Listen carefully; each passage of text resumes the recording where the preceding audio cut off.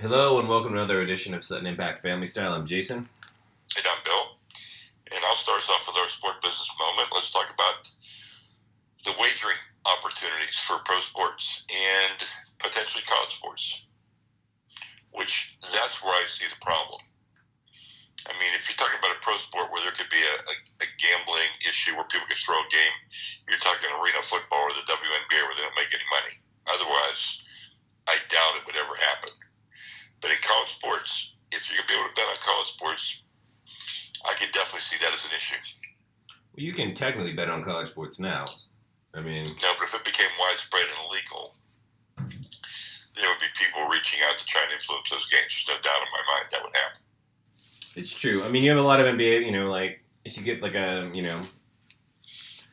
player with a number of children or a player with bad investments, I mean, I think no matter how much you make, I think you've seen the greed in this country. They some never. guys live outside their line. Some guys live outside their ability to pay. Right. No doubt. And people never have enough money, apparently, so that wouldn't stop it. Well, I know the commissioners of those leagues are going to be really tight on stuff, so we'll see what happens. But you know what? I think it's going to be kind of cool to be able to walk into an arena, and there's going to be a betting window there, and just on the spur of the moment, just to have some fun, you can do some recreational wagering. Now, with that being said, and I wish I could remember who I read this article about, but do you think that particular kind of gambling, especially in-game gambling where you can bet, moment to moment, do you think that helps a sport like baseball? I think it helps every sport because people are gonna be more tuned in, even if they don't know a lot, just because they have a vested interest in it. Right, but basketball, it's tough to bet moment to moment. It's easy to bet quarter to quarter. With baseball, you could literally bet, You can bet on it back, and at bat. depending how they set it up. Yeah, depending how they set it up. Yeah. I mean, there could be things too though where they say, okay, the betting windows are closed in the third inning, and this is you have to have all your bets done. So it might not be minute to minute. It might be more Right, a certain time, just like a horse race. Once the race starts, you can't bet on a horse. but a sport that, despite the fact they seem to be making plenty of money anyway, isn't quite as popular with youths and like baseball seems like it's becoming much more of a you're a baseball fan, you're not a baseball fan. Mm-hmm. If you could go in and gamble literally every at bat, does that make you want? Do you think that opens you up to more people than normal in a baseball situation? No, I think every at bat you're getting into more sophisticated people who know the laws of averages and the likelihood of things happening. I think though, if you just walked in and said, okay, the over under on Otani striking out 10 people is 7-5. The over under's 9 strikeouts. You're gonna bet it, and I would probably bet that. I think that'd be a lot of fun. Yeah, I mean it keeps you tuned in a little longer. I think, right? Yeah, it gives you more reasons to watch and more reasons to stay tuned to it. So you actually might watch more of a game than you watched before, and you would likely watch more games than you watched before because you're watching certain players to see if they perform, and you could probably do a parlay like Mike Trout going 2 for 4, Otani striking out 10, and something else happening. So you can do some crazy stuff like that. It works for watching like the Browns and Cardinals in the NFL with fantasy, because fantasy is gambling. I mean, no question. This is just going to be more, it's going to be physically there at the building. right. But again, I mean, the internet's been around for a while. It is physically there 24 hours a day. It's just a click away. I mean, I know people feel like but now. There's something about walking up at the game you're at, putting your bet down, and then be able to go in the window afterwards and get cash. Right, and there's the trust factor. Like, you put in a big bet overseas, I mean, if you go to the right site, you're fine, but. Yeah, but it could be, who knows? Yeah. Well, we've had, I wouldn't say an exciting NBA final or conference finals at all. We haven't had one good game yet, I don't think. No, it's like the Cavs are playing pretty well tonight. Celtics have chased them. Right. The hockey playoffs are much more exciting than this. So far. I mean. So far. I mean, the Lightning Capitals is another war. Like, every game's been a war. And Vegas, again, looks like they're probably the favorites at this point to win the Cup. Well, they're in and they're resting. Yeah. And they have the goalie in Fleury, who's won a championship before and is playing the best He has the best save percentage of all time after Brian Quick from Los Angeles a couple of years ago. As of And right I think this is going to go 7 games, and so it's going to be Washington at Tampa, probably Monday, Wednesday night, Thursday night. Mm-hmm. And Ovechkin has been willing that team to do great things, so we'll see. Right. Like I said, personally, with the teams left, I have the most connection to Lightning, who've helped me out in the past on a personal level, and then Fleury from Vegas, who was a great Penguin and just a very class act, and even on his way out of town was a great nothing but class. So, but like I said, I know the narrative of Vegas making them this scrappy team is what the NHL wants to sell. It's what it sells articles, so that's what they're writing, whether or not it's true or not. So just have to lean into it, just whatever. It's going to make the people in Seattle feel pretty good if they leave the rules the same way. I would hope so. Yeah. I think so. No, and we've talked NBA all year, and I didn't think there was a snowball's chance in hell that the finals could be Cleveland and Golden State. Yeah, but it could be. I assumed that's what it was going to be. Yeah, and I never believed it. I never thought it was going to happen again. Never. Well, you thought Golden State for sure. I thought Golden State, but I wavered the last 2 months that I was on Houston bandwagon the last 2 months. Well, and I just didn't think the Cavs had enough talent to go, and LeBron is willing them to get there again. Right, but in the East you had a little bit of help. I mean, the Raptors are the Raptors.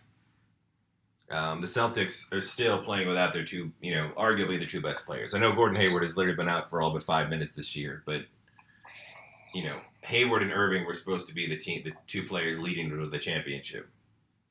So the fact that they're even there in the finals is pretty crazy. And Philadelphia's a banged up Joel Embiid. They're not quite where they're supposed to be, and they got no contribution from Fultz. So there was nobody left but LeBron on some level. Yeah. So let's talk about next year's NBA. Where do you think Kawhi Leonard's going to end up? Well, the Supermax is a lot of money to turn down.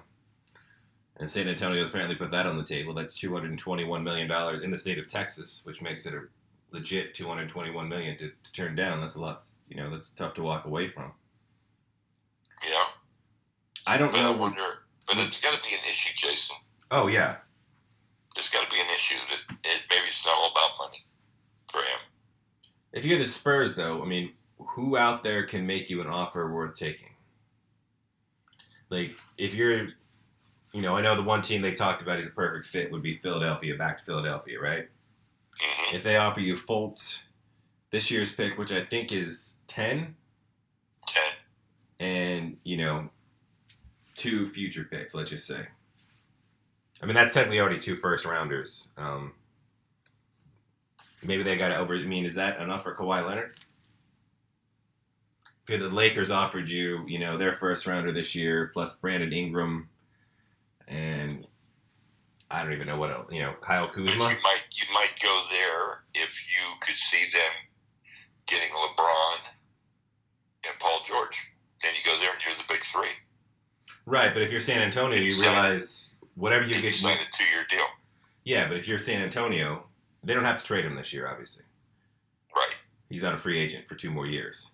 So what does that mean? And all of a sudden, if the Lakers are getting LeBron and they got Kawhi, any future first-round pick is kind of worthless at this point. Totally. So, who out there, what else do you have? Who? Well, I think Philadelphia's an obvious possible landing point. I think Boston's another possible landing point. I don't think Boston wants anything to do with Kawhi Leonard. Honestly, no, but it's a possible landing point because they have enough to give back to the Spurs to make it real. Yeah, but if I'm Boston, I would not trade Jaylen Brown or Jason Tatum individually for Kawhi Leonard at this point. I think. No, but I'm just saying. I'm not saying likely right. Could. I'm just saying could. Right, but I'm saying he could go to. Both of those places have enough to give to get him. Right. So if the Spurs are likely to make a trade, those are 2 likely trade partners, and there aren't a lot of trade partners. No, that's what I'm saying. Yeah. I'm sure teams will want to jump in, but San Antonio has 2 years left with, supposedly a top 5 player in the NBA. But if he's going to be like he was this year, maybe I'll help him. But I mean, if I'm another team, though, he just missed an entire year. Mm-hmm. As we talked about in the past on the show, like, this hamstring issue is an issue we had 2 years ago. And that would make me nervous trading for him. Yeah. And like I said, Boston obviously has the most arsenal to trade for him, but I don't think Boston would want anything to do with him. They got 3 guys at his position that I think they wouldn't trade for him straight up individually. So, but when Boston has a trade partner that would want him, and Boston could get him and trade him and spin him and get something else back. Again, all I'm saying is that Boston and Philadelphia are potential trade partners for San Antonio if San Antonio decides to do it.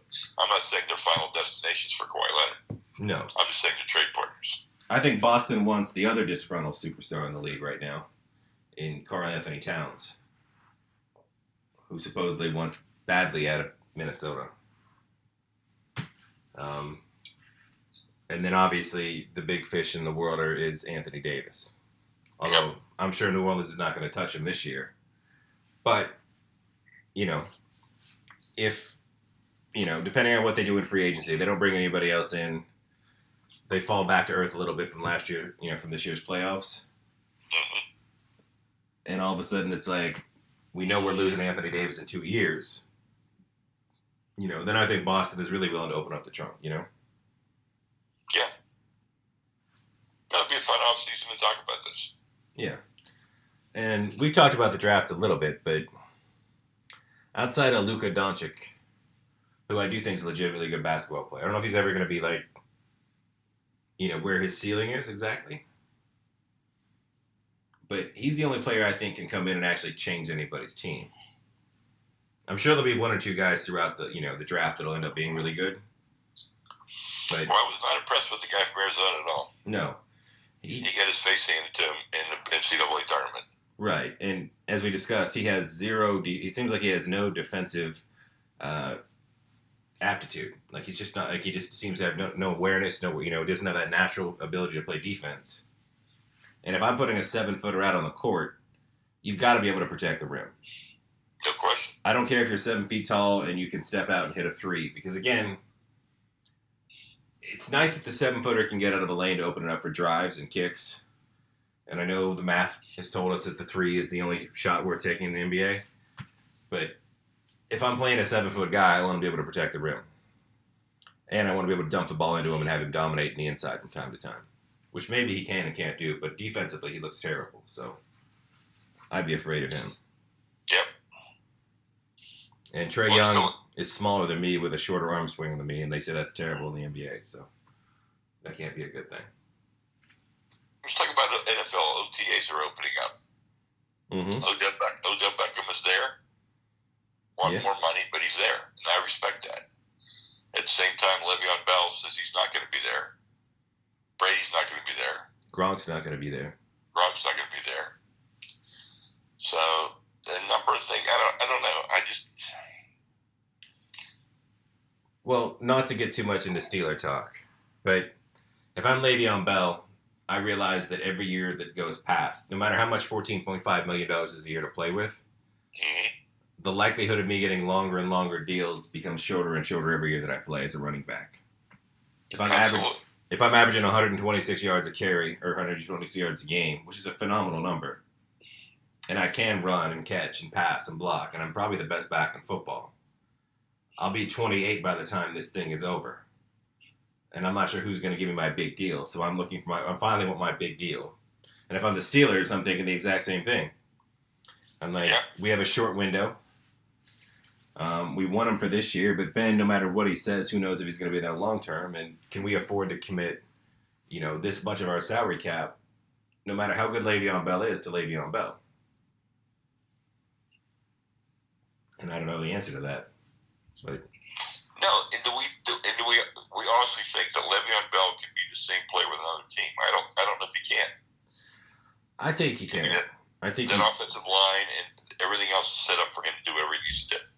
It is, but we've seen him enough. He breaks tackles, he blocks well, he's got great situational awareness, he's an excellent receiver. He'd have success in a lot of places. But again, if you're the Steelers, like, you offered him a great deal 2 years ago. That wasn't enough. I mean, he just, You can't have him and Antonio Brown and Roethlisberger taking up 70% of your cap. No. You're never going to win that way. So it's a tough situation in the NFL the way that works. I always said I wanted to have. I know the NFL owners would never agree because this is more money out of their pockets. But where the longer a player's been with your team, it's slowly small percentage-wise counts less against the cap, basically. Right. So, a guy on his second contract, that way that, if you developed a guy as a sixth-round pick, you have a better shot of keeping him. Because, now you can save 10% on the cap, and you can, pay him a little bit more that, doesn't hurt you. But that's why we got to get the gambling thing in there quickly so that we can increase the cap. Yeah, but I know somebody else was saying that, even with the gambling, they don't think the NBA cap will go up much at all. And the other problem, obviously, with the cap going up is that the second the cap goes up, Aaron Rodgers wants more of the cap. Yeah, for sure. Top guy. I mean, the NFL, the owners are cheap. They don't want to spend any more money on players anyway. And, each time it goes up, the star players want a bigger percentage of it, so it still leaves less for everybody else. But I don't know. I don't think Le'Veon Bell will be a Steeler in 2019. Well, 2019 season. 2019-20, Yeah, I hear you. Yeah, we'll see where it goes. Hopefully he has a career year if the Steelers win the Super Bowl, like everybody listening wants to see. And then he can go off and do his own thing. He can go play for the Giants with Odell Beckham. No, they got Saquon Barkley now. They don't need him. Oh, that's true. Forget all about that. See, that's the other thing if you're the Steelers right now, back to the Bell situation. You got nobody behind him. No. You don't. But you know what? When you got him, you didn't have anybody there either. So it's just one of those things. Football's cyclical. Yeah. I don't think anybody expected Le'Veon Bell to be this back. Otherwise, he'd have been a first-round pick. True. Although he was a high second-round pick when we were in the don't take running backs in the first round. Yep. Cap numbers, or that philosophy, which is always sort of a flawed. It seems like this year we've gotten back to you just take the best available player. So, well, I want to talk some baseball because I'm excited. I'm going to go to my first game of the season Friday night. And who are you going to see? The Angels at the Yankees. Yeah. And I'll be also going on Sunday to see the Angels and the Yankees. So I'm hoping that out of those two games I'm going to be there, that Ohtani DHs one game and pitches one game. That would be amazing for me. That would be amazing if you get that works out. So I'm excited to see. the Angels Yankees anyhow. Well, you get to see Mike Trout, best player in baseball. Mike Trout, who I've seen a few times, my favorite player in the game. You see the biggest, giantest team in the history of professional baseball. Yep. With Judge and Stanton, and because they make guys 6'3" look tiny somehow. I guarantee you my food moment will come from Friday night at the Legends Club in the Yankee Stadium. Okay. So I'm excited. It's going to be a great weekend. I'll see some good baseball. Hopefully. And lots of good food, obviously being in New York, everywhere else too. Yes. And I think the weather's going to cooperate, so it's going to be good. Well, I got my food moment. I've got two food moments, both from Tulsa, Oklahoma. Okay. One is Oklahoma Joe's, which is outstanding barbecue. I mean, outstanding. Brisket, ribs, sides, phenomenal. Then the other night I was supposed to go to a barbecue place called Burnco, which I've eaten at before. It's good. It's not as good as Oklahoma Joe's, in my opinion. But we couldn't get in. They ran out of food. So we went to a place called Andolino's. And the pizza was amazing. The best pizza I've ever had in Oklahoma. It's some of the best pizza I've ever had, period. And they have an amazing pizza menu, and then they have these specialty pizzas that they've modeled after Italian pizzas in Italy, and you're not allowed to modify them at all. So, you and I, we really want to taste a good pizza, we'll order a slice of cheese, right? Right. So I ordered this Brooklyn pie with San Marzano tomatoes, mozzarella drizzled in olive oil, and it was off the charts. It was amazing. So those are my two food moments. You got any food moments? I think sadly I do not have any food moments. I did go back to Tampa and we did Uber Eats a couple times. We got the place had good sauce. We got Oggi, Oggi, which is an Italian place. It's pretty good. Yep. But I can't quite. I mean, it was Uber Eats, so I don't really ever want to judge a restaurant based on Uber Eats. If I tell you it's amazing from Uber Eats, then it's definitely worth checking out. But okay. Well, I've got a mini series for you. Okay. You and I both are big Harlan Coben fans. Yes, we are. All right, Harlan Coben has a 10-episode series on Amazon Prime called Safe. That's on Netflix. And it is tremendous. I've been through 7, and I'm on this golf trip now, so I fought the impulse all week to watch the last 3 episodes because then I get the long flight back to Florida tomorrow night, so I'm going to watch the last 3 episodes. But it is really, really well done. Nice. And set in England, done by English actors, and it's off the charts. Really good. Suspenseful, good storyline, good characters, good twists. It's one of the best things I've seen. Except for the lead, who is from North Carolina, the guy that played Dexter. He's actually American. Yeah. I did notice, because I watched the trailer, and I thought his accent was terrible. But that was the only thing that stood out. Everything else looked really good. It is really good. It is really entertaining. Yeah, I know he's technically the star power of that show. I guess that's why he was cast, but I don't know. I guess I'm super the accent thing I catch a lot, and that one just was I'm like, he's not. As soon as I was I'm like, that's Dexter. I'm like, I don't know where he's from, but he can't be from England with that accent. But everything else is really good. The storyline carries it, though. The storyline is really good. Well, I'm excited. Because I got 3 episodes left, and I can't figure it out. Nice. So, put that one on your list, listeners. Yes, I'm close to the end of Killing Eve, which again is still fantastic. So. Yeah, I went to get that, but it says coming to Amazon Prime. Oh, okay. So it's going to be a while before it comes, I guess. Some of these things. Yeah. I look forward to it. Because like I said, I think that one is, I bought it on iTunes, but I think that's BBC America. So it won't be quite as good. Yes, I guess that's it. I want to wish everybody in advance a happy Memorial Day, especially to our listeners that are military or first responders. Appreciate your service. And obviously please rate us. I know I say that every week, but it really does help, and we haven't had very many new ratings in a while. Even if you have friends, just go get them to rate us for fun. I don't know. And we could use some more Patreon support as well. I don't know. That's about it for this week. We love your support. Just like I said, there's things we want to do with the show. We just don't have the equipment to do them. So please support us. Please join Patreon and support us. And we should be back next week at our normal Sunday, I think, probably. Yeah. Or Monday Memorial Day, so maybe Monday. You're back. We're both in town together. Yeah, it is. It's very true. All right, so until next time, thank you.